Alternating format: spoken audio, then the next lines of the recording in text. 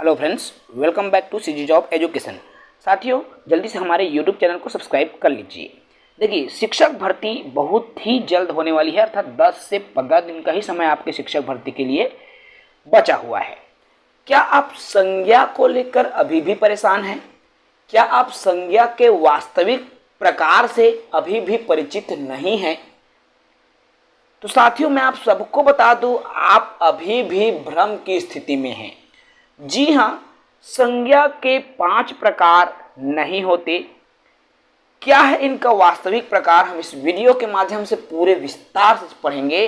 तो साथी नए होंगे भाई, जरूर सब्सक्राइब करेंगे, क्योंकि आज हम जो बताने वाले हैं इसको आपको जानना बहुत ही जरूरी है। आइए सीधे वीडियो पर आते हैं। सबसे पहले मैं बात करूं संज्ञा होता क्या है, तो संज्ञा का शाब्दिक अर्थ होता है नाम, है ना भाई। किसी व्यक्ति, वस्तु, स्थान, जाति, भाव के नाम को संज्ञा कहते हैं। समझ रहे हैं ना? देखो भाई, किसी भी, दूसरे शब्दों की मैं बात करूं तो किसी का भी नाम यदि आ जाए हमारे जुबान पर तो वो संज्ञा ही है। चाहे लकड़ी, पुस्तक, मेज, टेबल, पेन, मोबाइल, सभी चीजें जो हमारे जुबान में जो नाम आता है वो सभी किसके अंतर्गत आता है, तो आपका संज्ञा के अंतर्गत आता है। ठीक है भाई।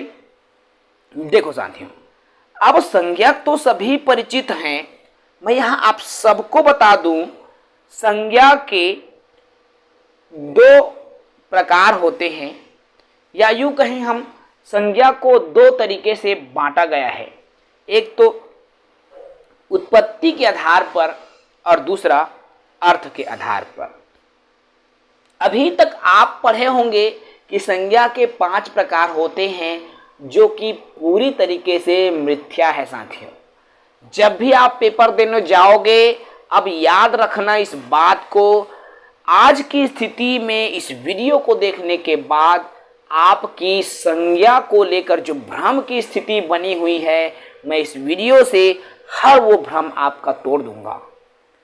तो संज्ञा 2 तरीके से बांटा गया है। एक है हमारा व्युत्पत्ति के आधार पर और दूसरा है अर्थ के आधार पर। मैं बात करूं साथियों यहां पर व्युत्पत्ति के आधार पर, तो व्युत्पत्ति के आधार पर संज्ञा के 3 प्रकार किए गए हैं। क्या क्या है वो प्रकार?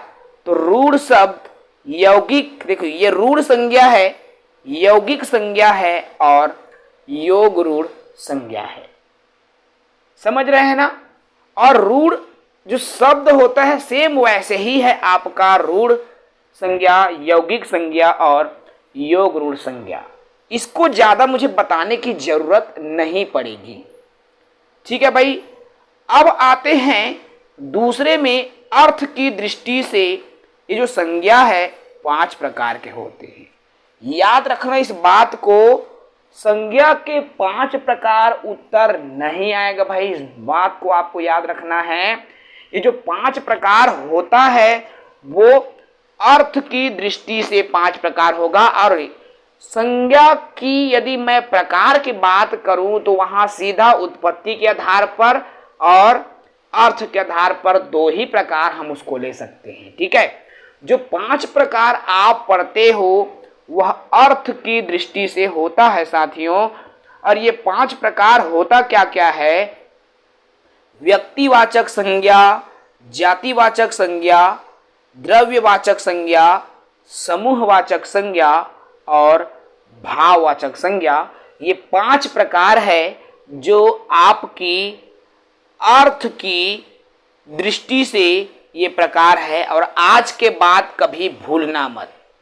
व्युत्पत्ति के आधार पर 3 प्रकार और अर्थ के आधार पर 5 प्रकार की संज्ञा होती है।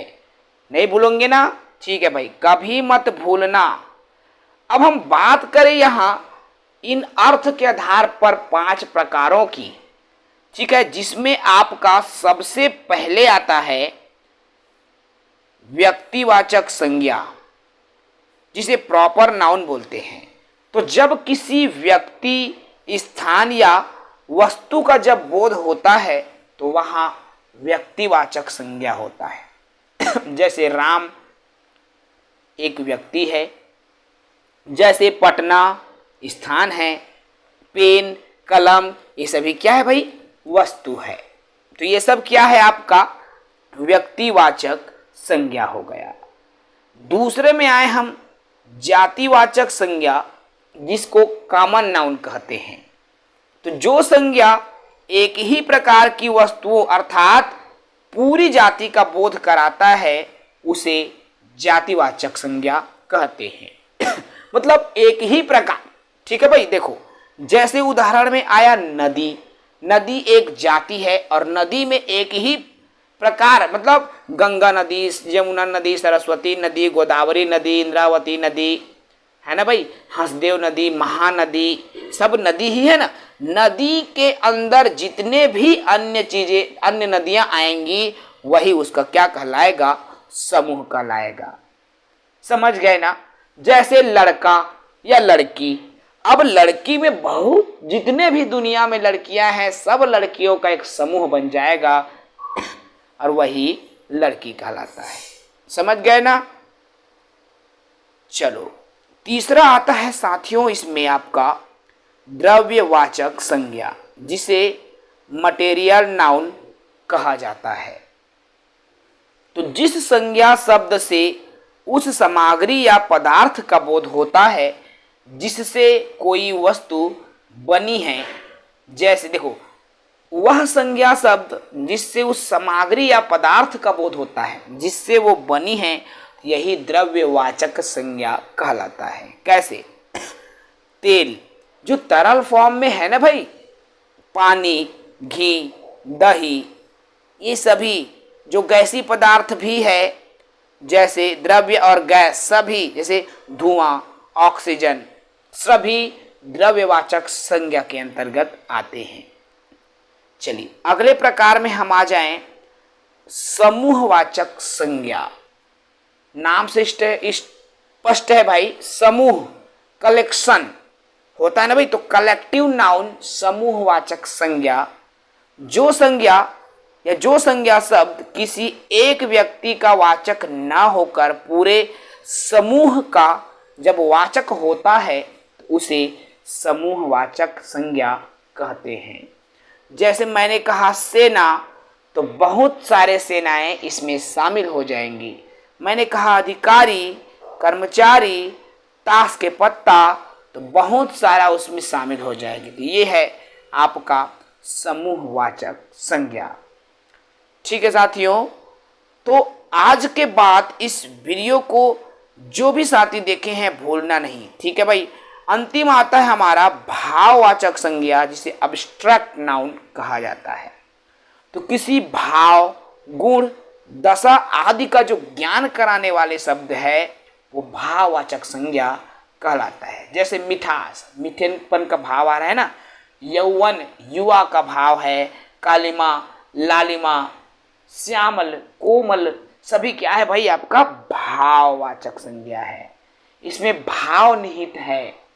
समझ गए। तो संज्ञा के जो है प्रकार दो आएंगे, आपका व्युत्पत्ति के आधार पर और अर्थ के आधार पर। अब व्युत्पत्ति के आधार पर संज्ञा के तीन प्रकार है साथियों, रूढ़, यौगिक और योग रूढ़ शब्द। और अर्थ के आधार पर संज्ञा के 5 प्रकार हैं, व्यक्तिवाचक, जातिवाचक, द्रव्यवाचक समूह और भाववाचक संज्ञा। ये अर्थ के आधार पर है और आप सभी को बिल्कुल याद रखना है भाई, पेपर में आ चुका है। मुझे बहुत पहले ये वीडियो क्लियर करना था आप सभी साथियों तक, क्योंकि ये जानना आपके लिए बहुत ही जरूरी था। आशा है कई साथी तो इसको जानते रहे होंगे, लेकिन आप में से बहुत सारे साथी ऐसे भी होंगे साथियों जिनको वास्तव में इसकी अभी तक जानकारी नहीं थी। अब आपको ये जानकारी हो गई है और आप अपने जो दिमाग में एक अवधारणा बनाए हैं, एक समझ बनाए हैं संज्ञा को लेकर, आप उस समझ में परिवर्तन कर सकते हैं। इस वीडियो में इतना ही। जय हिंद, वंदे मातरम।